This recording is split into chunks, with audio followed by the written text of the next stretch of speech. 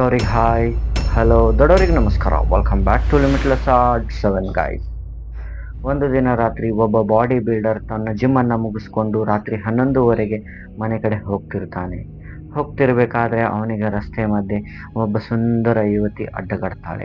ಅಡ್ಡಗಟ್ಟಿದ ತಕ್ಷಣ ಇವನು ಕೇಳ್ತಾನೆ, ಯಾಕೆ, ಏನಾಯಿತು ಅಂತ. ಅಂದಾಗ ಆ ಸುಂದರ ಯುವತಿ ಅಂತಾಳೆ, ಹೀಗೆ ಹೀಗೆ ನನ್ನ ಜೀವನದಲ್ಲಿ ನಾನು ತುಂಬ ಒಬ್ಬಂಟಿತನದಿಂದ ಬಳಲ್ತಾ ಇದ್ದೀನಿ. ಸೊ ನನ್ನನ್ನು ಎಲ್ಲಾದರೂ ಕರ್ಕೊಂಡು ಹೋಗು ಅಂತ. ಅಂದಾಗ ಬಾಡಿ ಬಿಲ್ಡರ್ ಕಾಣಲು ತುಂಬ ಸ್ಫುರದ್ರೂಪಿ, 28 ಏಜ್ನವನಿರ್ತಾನೆ. ನಿಮ್ಮ ಹಾಗೆ ಇರ್ತಾನೆ ಅವನು ಕಾಣಲು, ಒಂಥರ ಹ್ಯಾಂಡ್ಸಮ್.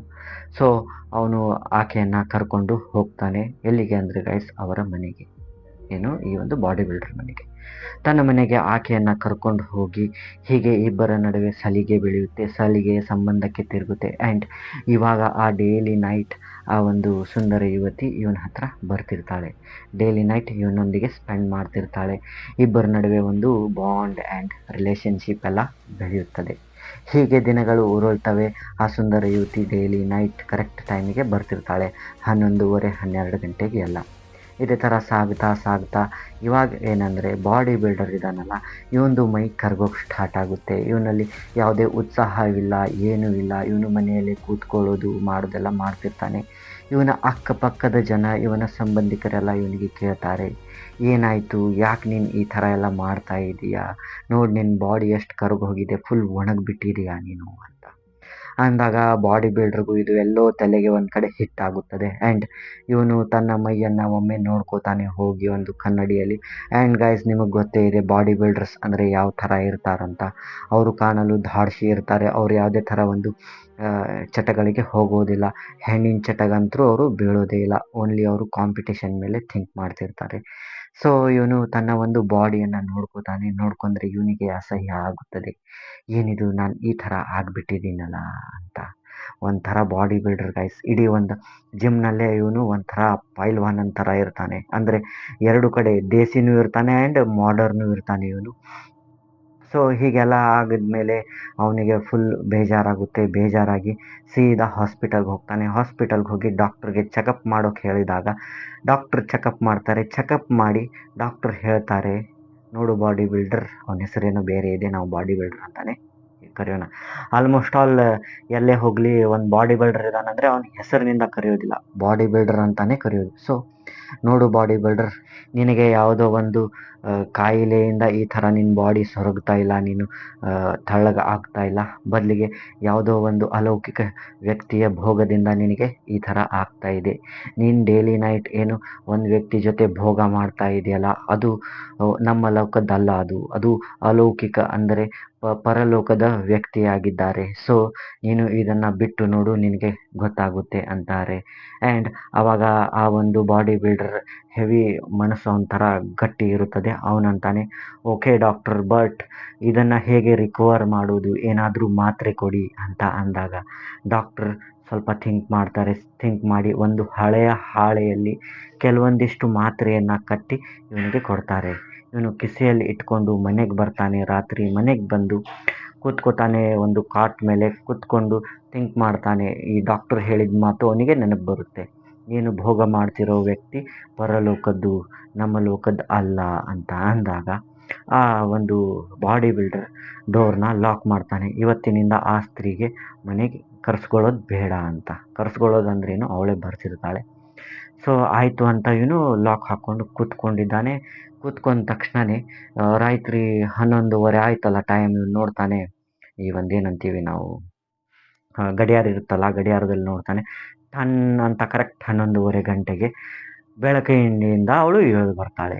ಅಂದರೆ ಈ ಬೆಳಕಿಂಡಿಯಿಂದ ಅವಳು ಇಳಿದು ಬರ್ತಾಳೆ. ಇಳಿದು ಬಂದು ನಿಂದಿರ್ತಾಳೆ. ಅಂದರೆ ಸ್ವಲ್ಪ ದೂರದಲ್ಲಿ ನಿಂತ್ಕೊಂಡಿರ್ತಾಳೆ. ಆವಾಗ ಇವನಿಗೆ ಡಾಕ್ಟ್ರ್ ಹೇಳಿದ್ದು 100ಕ್ಕೆ 100 ಕನ್ಫರ್ಮ್ ಆಗುತ್ತೆ. ಯಾಕಂದರೆ ಯಾವುದೇ ಒಂದು ನಾರ್ಮಲ್ ಸ್ತ್ರೀ ವ್ಯಕ್ತಿ ಯಾರೇ ಆಗಿರಲಿ ಬೆಳಕಿಂಡಿಯಿಂದ ಇಳಿದು ಬರೋಕ್ಕೆ ಆಗೋದಿಲ್ಲ. ಸೊ ಇವನು ತನ್ನ ಒಂದು ಭಯ ಮತ್ತು ಎಲ್ಲ ಒಂದು ಥಿಂಕನ್ನು, ಅಂದರೆ ವಿಚಾರಣೆಯನ್ನು ಪಕ್ಕದಲ್ಲಿಡ್ತಾನೆ. ಇವನು ಇಟ್ಟು ಕ್ಯಾಜುವಲಿ ನಾರ್ಮಲ್ ಆಗಿ ಆಕೆಗೆ ಕೇಳ್ತಾನೆ, ಏನು ನೀನು ಇಷ್ಟು ದೂರ ನಿಂತ್ಕೊಂಡಿದೆಯಲ್ಲ, ಬಾ ನನ್ನ ಪಕ್ಕ ಬಂದು ಕೂತ್ಕೋ, ಇವತ್ತು ನಾವು ಬೇರೆ ಟೆಕ್ನಿಕ್ ಯೂಸ್ ಮಾಡೋಣ ಅಂತಾನೆ ಗೈಸ್. ಅಂದರೆ ಆಕೆಗೆ ಗೊತ್ತಾಗಬಾರ್ದಲ್ಲ.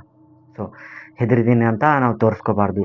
ಯಾವುದೇ ಒಂದು ನಮ್ಮ ಮೇಲೆ ಯಾವುದೇ ಒಂದು ಪ್ರಭಾವ ಬೀರ್ತಾ ಇದೆ, ವ್ಯಕ್ತಿ ಆಗಲಿ ಒಂದು ಪರ್ಸ್ನಾಲಿಟಿ ಆಗಲಿ ಅಂದರೆ ಆ ಟೈಮ್ನಲ್ಲಿ ನಾವು ಧೈರ್ಯದಿಂದ ಇರಬೇಕಾಗುತ್ತೆ. ಸೊ ಏನು ತೋರಿಸ್ಕೊತಾನೆ.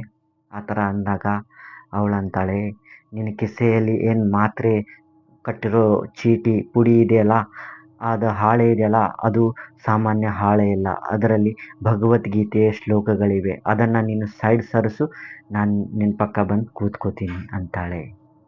ಅಂದಾಗ ಬಾಡಿ ಬಿಲ್ಡರ್ ಮನಸ್ಸಿನಲ್ಲಿ ನಕ್ಕು ಅವನೇನು ಮಾಡ್ತಾನೆ ಅಂದರೆ ಆ ಒಂದು ಹಾಳೆಯನ್ನು ತನ್ನ ಹತ್ರನೇ ಇಟ್ಕೊಂಡು ಮಾರನೇ ದಿನ ಹೋಗಿ ಒಂದು ಭಗವದ್ಗೀತೆಯ ಪುಸ್ತಕವನ್ನು ತೊಗೊಂಡು ಬರ್ತಾನೆ. ತೊಗೊಂಡು ಬಂದು ಡೈಲಿ ಅವನು ಪಾರಾಯಣ ಮಾಡೋಕ್ಕೆ ಸ್ಟಾರ್ಟ್ ಮಾಡ್ತಾನೆ. ಆ್ಯಂಡ್ ಯಾವಾಗ ಅವಳು ಎದುರುಗಡೆ ಕಾಣಿಸ್ಕೋತಾಳೋ ಆವಾಗ ಅವನು ಈ ಏನಿದೆಯಲ್ಲ, ಈ ಶ್ಲೋಕ ಇದೆಯಲ್ಲ ಭಗವದ್ಗೀತೆದು, ಯದಾ ಯದಾ ಹಿ ಧರ್ಮಸ್ಯ ಯಾನಿರ್ಭವತಿ ಭಾರತಃ ಅಭ್ಯುತ್ಥಾನಂ ಧರ್ಮಸ್ಯ ಅಂತ ಅವನು ಮಂತ್ರಗಳನ್ನು ಅನ್ನೋಕ್ಕೆ ಸ್ಟಾರ್ಟ್ ಮಾಡಿಬಿಡ್ತಾನೆ. ಶ್ಲೋಕಗಳ ಪಠನೆಯನ್ನು ಸ್ಟಾರ್ಟ್ ಮಾಡಿಬಿಡ್ತಾನೆ. ಅವಳು ಯಾವಾಗ ಬರ್ತಾಳಲ್ಲ ಅವಳು ಅಲ್ಲಿಂದ ಹೋಗ್ತಾಳೆ. ಹೀಗೆ ಮತ್ತೆ ಇವನು ತನ್ನ ಒಂದು ಬಾಡಿ ಬಿಲ್ಡರ್ ಕೆರಿಯರ್ನ ಸ್ಟಾರ್ಟ್ ಮಾಡಿ ಇವಾಗ ಇವನು ಮತ್ತೆ ಗೇನ್ ಆಗ್ತಾನೆ. ಇತ್ತ ಕಡೆ ಇವನು ಬಾಡಿ ಬಿಲ್ಡಿಂಗು ಮಾಡ್ತಿದ್ದಾನೆ, ಇತ್ತ ಕಡೆ ಗರಡಿ ಮನೆಗೂ ಹೋಗ್ತಿರ್ತಾನೆ. ಆ್ಯಂಡ್ ಡೈಲಿ 1 ಪೇಜಸ್ ಭಗವದ್ಗೀತೆಯ ಶ್ಲೋಕಗಳನ್ನು ಓದ್ತಿರ್ತಾನೆ. ಡೈಲಿ 1 ಪೇಜ್ ಓದೋದು, ಎಕ್ಸಸೈಸ್ ಎಲ್ಲ ಮಾಡ್ಕೊಂಡು ಅದಕ್ಕಂತಾನೆ ಫ್ರೀ ಟೈಮ್ ಮಾಡ್ಕೋತಾನೆ ಅವನು ಡೈಲಿ. ಅಂದರೆ ಈಗ ನೋಡಿ, ಒಂದೇ ಟೈಮ್ನಲ್ಲಿ ಹೇಗೆ ಬುಕ್ ಓದೋದು ಅಂತ ಕೆಲವೊಬ್ರಿಗೆ ಇರುತ್ತೆ. ಸೊ ಅವ್ನು ಆ ಥರ ಮಾಡೋದಿಲ್ಲ. ಅವನು ಡೈಲಿ ಒಂದೊಂದು ಪೇಜಸ್ ಓದ್ಕೊತ ಹೋಗ್ತಾನೆ. ಹೋದಂಗೆ ಅವನು ಚಾಂಪಿಯನ್ ಆಗೋಕ್ಕೆ ಟ್ರೈ ಮಾಡ್ತಾನೆ. ಅಂದರೆ ಚಾಂಪಿಯನ್ ಆಗ್ತಾನೋ ಬಿಡ್ತಾನೋ ಅದು ನನಗೆ ಗೊತ್ತಿಲ್ಲ, ಬಟ್ ಅವನು ಕಾಂಪಿಟೇಷನ್ ಎಲ್ಲ ಪ್ಲೇ ಮಾಡಿ ಅವನು ತನ್ನ ಬಾಡಿಯನ್ನು ಮೊದಲಿನಗಿಂತಲೂ ಸ್ಟ್ರಾಂಗ್ ಮಾಡ್ತಾನೆ. ಈ ಥರ ಒಂದು ಭಗವದ್ಗೀತೆ ಅಂದರೆ ನಮ್ಮ ಧರ್ಮ ಗ್ರಂಥಗಳಲ್ಲಿ ಪವರ್ ಇರುತ್ತೆ. ಅದೇ ಯಾವುದೇ ಧರ್ಮ ಗ್ರಂಥ ಇರಲಿ ಅದರಲ್ಲಿ ಪವರ್ ಇರುತ್ತೆ ಗಾಯ್ಸ್. ಎಷ್ಟು ಜನ ಇದನ್ನು ನಂಬ್ತೀರಿ ಕಾಮೆಂಟ್ನಲ್ಲಿ ಹೇಳಿ.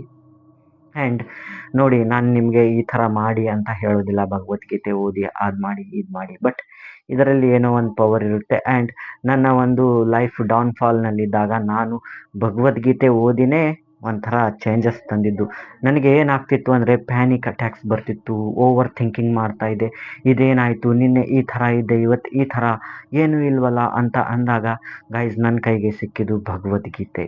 ಅದು ನಾನು ಎಲ್ಲೆಲ್ಲೋ ಹುಡ್ಕೊಂಡು ಹೋಗಿಲ್ಲ ಗೈಸ್, ಟ್ರಸ್ಟ್ ಮೀ, ನಾನು ಈ ಮಾತು ಹೇಳ್ತಾ ಇದ್ದೀನಿ ನಿಮಗೆ. ನಾನು ಎಲ್ಲಿ ಹುಡ್ಕೊತ ಹೋಗಿಲ್ಲ, ಅದಾಗೆ ನನ್ನ ಹತ್ರ ಬಂತು ಆ ಒಂದು ಭಗವದ್ಗೀತೆ. ಆ್ಯಂಡ್ ಅದನ್ನು ನಾನು ಡೈಲಿ ಓದ್ಕೊತ ಹೋದಂಗೆ ನನ್ನಲ್ಲಿ ಚೇಂಜಸ್ ಆಗೋಕ್ಕೆ ಸ್ಟಾರ್ಟ್ ಆಯಿತು.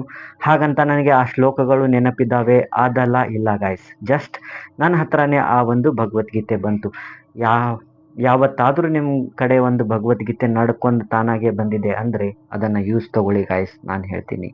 ಯಾಕಂದರೆ ನಡ್ಕೊಂತಂದರೆ ಅದಾಗೆ ಬರುತ್ತಂತಲ್ಲ, ಯಾವುದೋ ಒಂದು ಮೀಡಿಯಮ್ ಆಗಿ ಅದೆಲ್ಲೋ ಕಾಣುತ್ತೆ ನಿಮಗೆ ಅಥವಾ ಏನೋ ಇದೆ ಅಂದರೆ ನೀವು ಅದನ್ನು ಓದಿ, ನಿಮ್ಗೆ ಅರ್ಥ ಆಗುತ್ತೆ. ಯಾರ್ಯಾರು ಓದಿದಾರಲ್ಲ ಅವರಿಗೆಲ್ಲ ಇದೆ ಗಾಯ್ಸ್, ಅರ್ಥ ಆಗಿದೆ ಅದು ಏನಂತ. ನಾನು ನಿಮಗೆ ಇನ್ನೊಂದು ಮಾತು ಹೇಳ್ತೀನಿ. ಈ ಜೈಲಲ್ಲಿ ಕೈದಿಗಳಿರ್ತಾರಲ್ಲ ಗಾಯ್ಸ್, ಆಲ್ಮೋಸ್ಟ್ ಆಲ್ ಅವರು ಕ್ರೈಮ್ ಮಾಡಿರ್ತಾರೆ. ನಿಮಗೆ ಗೊತ್ತಿದೆ, ಕೆಲವೊಬ್ಬರು ಹಾಗೆ ಸಿಕ್ಕಾಕೊಂಡಿರ್ತಾರೆ 99%. ಆ್ಯಂಡ್ ನನಗೆ ಗೊತ್ತಿರೋ ಪ್ರಕಾರ ಬಹಳಷ್ಟು ಜನ ಭಗವದ್ಗೀತೆ ಓದ್ತಾರೆ. ಯಾರು ಈ ಜೈಲ್ ಸಜೆಯನ್ನು ತೀರಿಸ್ಕೊಂಬಂದಿದಾರಲ್ಲ ಅವ್ರು ಹೇಳ್ತಾರೆ ಗಾಯ್ಸ್. ಓಕೆ, ಭಗವದ್ಗೀತೆ ಅಲ್ಲಿಯೂ ನಡೆಯುತ್ತೆ ಗಾಯ್ಸ್. ಅವರು ಹೆಚ್ಚಿಗೆ ಈ ಒಂದು ಭಗವದ್ಗೀತೆನ ನಂಬ್ತಾರೆ. ನೋಡಿ, ನನ್ನ ಹತ್ರ ಇದೆ ಇದು ಶ್ಲೋಕಗಳು. ಆ್ಯಂಡ್ ನನ್ನ ಹತ್ರ ಪುಸ್ತಕನೂ ಇದೆ.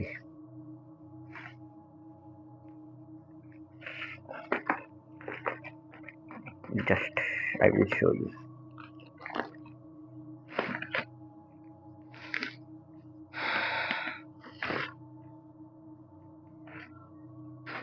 So guys, this is Bhagavad Gita.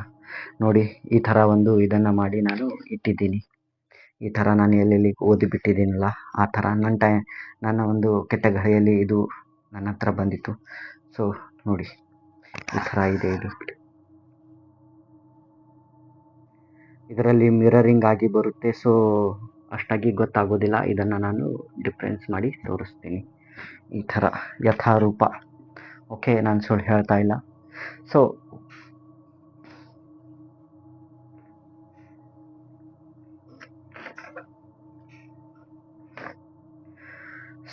ನಾನು ಎಲ್ಲವನ್ನು ಬಿಟ್ಟು ಏನಂದರೆ ಈ ಭಗವದ್ಗೀತೆ ಓದೋದಾಗಲಿ ಹಾಗಂತ ನಾನು 100% ಚೇಂಜ್ ಆಗಿದ್ದೀನಿ. ನನ್ನ ಮೈಂಡ್ ಸೆಟ್ ಒಂಥರ ಏನಂತೀವಲ್ಲ, ಕ್ರಿಮಿನಲ್ಗಿರಿ ಬಿಟ್ಟು, ಅಂದರೆ ಕ್ರಿಮಿನಲ್ಗಿರಿ ಅಲ್ಲ, ಒಂಥರ ನಾವು ಅಂತೀವಲ್ಲ ಓವರ್ ಥಿಂಕಿಂಗ್ ನೋಡಿ, ಯಾವುದೇ ಮನುಷ್ಯ ಆಗಲಿ ಒಳ್ಳೆಯವನಂತೂ ಅಲ್ಲ. ನನ್ನ ಪ್ರಕಾರ ಎಲ್ಲರೂ ನಾವು ಪಾಪಿಗಳೇ. ಒಂದು ಇರುವೆನ ನಾವು ಸಾಯಿಸಿದ್ವಿ ಅಂದರೆ ಪಾಪಿಗಳೇ ನಾವು. ಸೊ ಬಟ್ ನಮ್ಮ ಹತ್ರನೇ ಒಂದು ಕರುಣೆ ಅನ್ನೋದು ನಮ್ಮಲ್ಲಿನೇ ಇರುತ್ತೆ. 2 ಪಾರ್ಟ್ ಅಂದರೆ ಈ ಶಿವ ಇದೆ ನೋಡಿ, ಸತಿ ಮತ್ತು ಶಿವ ಪಾರ್ವತಿ, ಹೀಗೆ ನೋಡಿ ಅರ್ಧ ನಾರಿ ಅರ್ಧ ನರ ಈ ಥರ ಇರುತ್ತಲ್ಲ. ಸೊ ನರ ಮತ್ತು ನಾರಿ ಇದ್ದಾಗ ಏನಾಗುತ್ತೆ ಅಂದರೆ, ಇವಾಗ ಅದೇ ಥರ ನಮ್ಮಲ್ಲಿನೂ ಕೆಟ್ಟ ಗುಣಗಳಿರ್ತವೆ, ಒಳ್ಳೆಯ ಗುಣಗಳಿರ್ತವೆ. ನಮ್ಮಲ್ಲೇ ಪಾಪಿನೂ ಇದ್ದಾನೆ, ಒಳ್ಳೆಯವನು ಇದ್ದಾನೆ. ಸೊ ನಾವು ಯಾವುದನ್ನು ಜಾಗೃತಿ ಮಾಡ್ಕೋತೀವಿ ಅದು ನಮ್ಮಲ್ಲಿ ಜಾಗೃತವಾಗುತ್ತದೆ. ಸೊ ನನ್ನಲ್ಲಿ ಇರ್ತಕ್ಕಂಥ ಒಂದು ಕೆಟ್ಟ ಗುಣಗಳನ್ನು ನಾನು ಬಿಡೋಕ್ಕಂತೂ ಟ್ರೈ ಮಾಡ್ತಾ ಇದ್ದೀನಿ. ಸೊ ಹಾಗಾಗಿ ನಾನು ಈ ಶ್ಲೋಕಗಳನ್ನು ಓದೋದು ಮಾಡ್ತೀನಿ. ಡೈಲಿ ಅಂತೂ ನನ್ನ ಕೈಲೇ ಆಗೋದಿಲ್ಲ ಗೈಸ್. ನಾನು ನಿಮಗೆ ಹೇಳ್ಬೋದು ವೀಡಿಯೋದಲ್ಲಿ, ನಾನು ಡೈಲಿ ಓದ್ತಾ ಇದ್ದೀನಿ, ನಾನು ಸುಧಾರಣೆ ಆಗಿಬಿಟ್ಟಿದ್ದೀನಿ ಅಂತ. ಸುಳ್ಳು ಹೇಳಬಾರ್ದು ಗೈಸ್. ನಾನು ಹಂತ ಹಂತವಾಗಿ ಚೇಂಜಸ್ ಮಾಡ್ಕೋತಾ ಇದ್ದೀನಿ. ನನಗೆ ಭಾಳ ಕಷ್ಟ ಅನಿಸುತ್ತದೆ, ಏನು ನಾನು ಈ ಥರ ಮಾಡ್ತಾ ಇದ್ದೀನ, ಇದೆಲ್ಲ ಮಾಡ್ತಾ ಇದ್ದೀನ ಅಂತ ನನಗೆ ಕೆಲವೊಮ್ಮೆ ಕ್ವಶನ್ಸ್ ಬರುತ್ತೆ. ಕೆಲವೊಮ್ಮೆ ಭಾಳ ಟೈಮ್ ಬರುತ್ತೆ, ಇದು ಸರ್ವೇ ಸಾಮಾನ್ಯ. ಬಟ್ ನಾವು ಒಂದು ಥಿಂಕ್ ಮಾಡಬೇಕು, ಏನಂದರೆ ನಾವು ಒಮ್ಮೆ ಡಿಸಿಷನ್ ತೊಗೊಂಡ್ಬಿಟ್ರೆ ಅದಕ್ಕೆ ನಾವು ಸ್ಟಿಕ್ ಆಗಿ ನಿಂದಿರಬೇಕು. ನಾವು ಯಾವುದೇ ಒಂದು ಡಿಸಿಷನ್ ತೊಗೊಳ್ಳಿ, ಅದು ನಮ್ಮನ್ನು ಬಾವಿಗೆ ಚೆಲ್ಲುತ್ತೆ ಅಂತ ಗೊತ್ತಿದ್ರು ಗೈಸ್ ಹೇಳ್ತೀನಿ ನಾನು, ಅದನ್ನೇ ನಾವು ಫಾಲೋ ಮಾಡಬೇಕು. ನಾವೇನು ಡಿಸಿಷನ್ ತೊಗೊಂಡಿರ್ತೀವಲ್ಲ ಅದನ್ನು ದಕ್ಕಿಸ್ಕೊಳ್ಳುವಷ್ಟು ಕೆಪಾಸಿಟಿ ಇರಬೇಕು. ಸೊ ನಾನು ನನ್ನಲ್ಲಿ ಕೆಲವೊಂದು ಚೇಂಜಸ್ ಮೋಡಿಫಿಕೇಷನ್ ಮಾಡ್ಕೊಂಡಿದ್ದೀನಿ. ಹೇಗೆ ನಾವು ಒಂದು ಕಾರ್ ಬೈಕ್ ತಂದಾಗ ನಾವು ಮೋಡಿಫಿಕೇಷನ್ಸ್ನ ಮಾಡ್ಕೋತೀವಲ್ಲ, ಆ ಥರ ನಾನು ಮಾಡಿಕೊಂಡು ಇವಾಗೆಲ್ಲ ಇದನ್ನು ಮಾಡ್ತಾ ಇದ್ದೀನಿ. ಸೊ ನೋಡಿ, ಇದು ಭಗವದ್ಗೀತೆ 2 ಇದ್ದಾವೆ ಗೈಸ್, ಇಂತಹ ಒಂದು ಬುಕ್ಸ್ಗಳು. ಆ್ಯಂಡ್ ದೊಡ್ಡ ಬುಕ್ಕು ಒಂದಿದೆ. ಸೊ ಗೈಸ್ ಈ ಥರ ಓದಿ ಗೈಸ್, ಮಹಾಭಾರತ, ಭಗವದ್ಗೀತೆ, ಧರ್ಮ ಗ್ರಂಥಗಳು ಓದಿ. ಆ್ಯಸ್ ಅ ಒಂದು ಏನೋ ಒಂದು ಎಂಟರ್ಟೈನ್ಮೆಂಟ್ ಅಂತ ಆದರೂ ಓದಿ, ನಿಮಗೆ ಅರ್ಥ ಆಗುತ್ತೆ. ನಾನು ನಿಮಗೆ 100ಕ್ಕೆ 100 ಗ್ಯಾರಂಟಿ ಕೊಡ್ತೀನಿ. ನೀವು ಮನಸ್ಸು ಕೊಟ್ಟು ಡೈಲಿ ಒಂದೊಂದು ಪೇಜ್ ಓದಿದ್ರು ನಿಮಗೆ ಏನು ಸದ್ಯದ ಕಂಡೀಷನ್ನಲ್ಲಿ ತೊಂದರೆಗಳಿದಾವಲ್ಲ, ಇವತ್ತರಿಂದ ನೀವು ಪರಿಹಾರವನ್ನು ಕಂಡುಕೋತೀರಿ ಅನ್ನೋದು ನನಗೆ 100ಕ್ಕೆ 100 ಗ್ಯಾರಂಟಿ ಇದೆ. ಆ ಒಂದು ಶಾಂತಿ ಸಮಾಧಾನ ಸಿಗುತ್ತಲ್ಲ ಗೈಸ್, ಅದು ಎಲ್ಲಿ ಸಿಗೋದಿಲ್ಲ. ಇನ್ನೊಂದಿದೆ, ಬ್ರಹ್ಮ ಮುಹೂರ್ತದಲ್ಲಿ ಓದಿ, ಅಲ್ಲಿ ಓದಿ, ಇಲ್ಲಿ ಓದಿ. ಬ್ರಹ್ಮ ಮುಹೂರ್ತದಲ್ಲಿ ಓದಿದರೆ ಚೆನ್ನಾಗಿರುತ್ತೆ, ಅಂದರೆ ಮಾರ್ನಿಂಗ್ ಸ್ಟಾರ್ಟೇ ಒಂದು ಒಳ್ಳೆಯ ಇದರಿಂದ ಆದರೆ ಓಕೆ. ಬಟ್ ಕೆಲವೊಬ್ಬರಿಗೆ ಟೈಮ್ ಇರೋದಿಲ್ಲ, ಜಸ್ಟ್ ಒಂದು ನ್ಯೂಸ್ ಪೇಪರ್ ಓದೋ ಟೈಮ್ಗೆ ಇದನ್ನು ಓದಿ. ಯಾಕಂದರೆ ನ್ಯೂಸ್ ಪೇಪರ್ದು ನಿಮಗೆ ಗೊತ್ತಿದೆ ಯಾವ ಥರ ಬೆಳಗ್ಗೆನೆ ನಾವು ಕ್ರೈಮ್ ನೋಡೋಂಗೆ ಆಗುತ್ತದೆ. ಸೊ ಅದ್ರ ಬದಲಿ ಒಂದು ಬುಕ್ ಓದಿ, ಒಳ್ಳೆ ಏನಾದರೂ ಮಾಡಿ ಗೈಸ್. ಓಕೆ, ನಿಮಗೆ ಇನ್ಕಮ್ ಅಂತೂ ಬರುತ್ತೋ ಇಲ್ಲೋ ಗೊತ್ತಿಲ್ಲ ಇದರಿಂದ, ಬಟ್ ಒಂದು ಮೈಂಡ್ ಸೆಟ್ನಲ್ಲಿ ಪರಿವರ್ತನೆ ಆಗೋಕ್ಕೆ ಸ್ಟಾರ್ಟ್ ಆಗುತ್ತೆ. ಅದ್ರ ಜೊತೆಗೆ ಒಂದು ಸ್ವಲ್ಪ ಬ್ರಾಹ್ಮರಿ ಮಾಡ್ಕೊಂಬಿಡಿ, ಲೈಫ್ ಈಸ್ ಸಾರ್ಟೆಡ್ ಅಂತ ನಾನು ಹೇಳ್ತೀನಿ ಗೈಸ್. ಹೇಳಿ ಇವತ್ತಿನ ಒಂದು ಸ್ಟೋರಿಯನ್ನು ಇಲ್ಲಿಗೆ ವೈಂಡ್ ಅಪ್. ಆ್ಯಂಡ್ ನೆಕ್ಸ್ಟ್ ಸ್ಟೋರಿಯೊಂದಿಗೆ ಮತ್ತು ಇಂತಹದೇ ಈ ಒಂದು ನಮ್ಮ ಏನಿದಾರಲ್ಲ, ಅವ್ರ ಹೆಸರು ನನಗೆ ಬರ್ತಾ ಇಲ್ಲ ನೋಡಿ ಗೈಸ್, ಪ್ರೇಮಾನಂದಿ ಮಹಾರಾಜರು, ಅವರ ಒಂದು ಸ್ಟೋರಿಯನ್ನು ನೆಕ್ಸ್ಟ್ ವಿಡಿಯೋದಲ್ಲಿ ನಾನು ಹೇಳ್ತೇನೆ. ಅವರೇ ಅವ್ರ ಬಾಯಿಂದ ಹೇಳ್ಕೊಂಡಿರೋ ಘಟನೆ ಗೈಸ್, ಹೇಗೆ ಅವರಿಗೆ ಒಂದು ಪವಿತ್ರ ಆತ್ಮ ಹಿಂದೆ ಬಿದ್ದಿತ್ತಂತೆ, ಅವರ ಹಿಂದೆ ಒಂದು ಕಾಶಿಯ ತಟದಲ್ಲಿ, ಸೊ ಈ ಒಂದು ಆಶ್ರಮದಲ್ಲಿ. ಸೊ ಅದನ್ನು ನಾನು ನೆಕ್ಸ್ಟ್ ವಿಡಿಯೋದಲ್ಲಿ ಹೇಳ್ತೇನೆ. ಅದ್ರ ಜೊತೆಗೆ ಇನ್ನೊಬ್ಬರು ಇದ್ದಾರೆ ಯೋ ಸ್ವಾಮಿ ಅಂತ, ಅವ್ರದ್ದು ಒಂದು ಇದನ್ನು ನಾನು ಕೇಳ್ಕೊಂಡೆ. ಆ್ಯಂಡ್ ಅವ್ರದ್ದು ಒಂದು ಅನುಭವವನ್ನು ನಾನು ಹೇಳ್ತಾ ಇದ್ದೀನಿ ಇದೇ ಒಂದು ಭಗವದ್ಗೀತೆ ಬಗ್ಗೆ. ಸೊ ಅದನ್ನು ನೆಕ್ಸ್ಟ್ ವಿಡಿಯೋದಲ್ಲಿ ಹೇಳ್ತೀನಿ, ಇದರ ನೆಕ್ಸ್ಟ್ ವಿಡಿಯೋದಲ್ಲಿ. ಇದರ ಲೆಂತ್ ಎಷ್ಟಾಯಿತು ಏನು ಗೊತ್ತಿಲ್ಲ, ಎಲ್ಲೆಲ್ಲಿ ಕತ್ರಿ ಹಾಕಬೇಕಂತನೂ ಗೊತ್ತಿಲ್ಲ.